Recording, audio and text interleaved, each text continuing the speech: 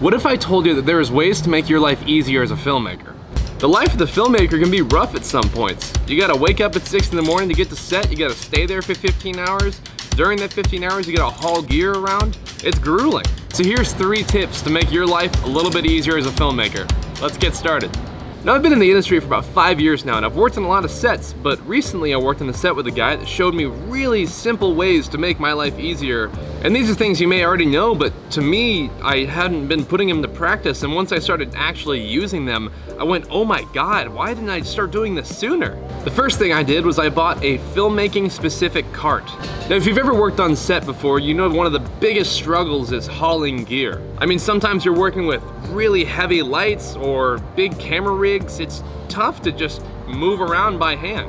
Heck, I don't even go to the gym most times because I get most of my workout just picking up heavy objects. I should open up a gym where it's just filmmaking equipment that you haul around.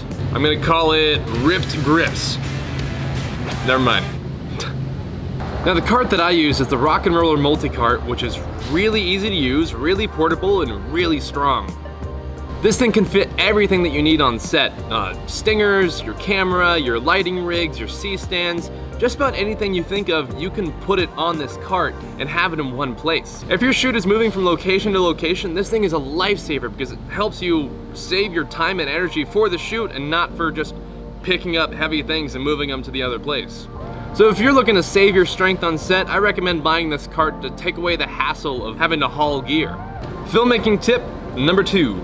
Come to set with your camera already assembled.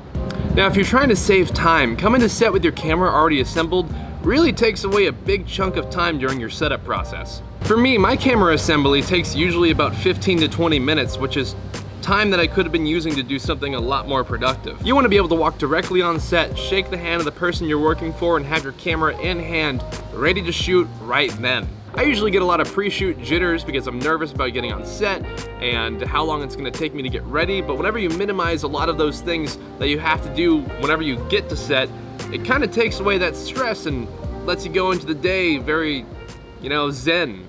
Filmmaking tip number 3, have a detailed shot list. Now, I know this is something you've probably heard before or something that you probably use right now, but I've seen a lot of people on set that don't use shot lists, and it adds so much more stress to a shoot.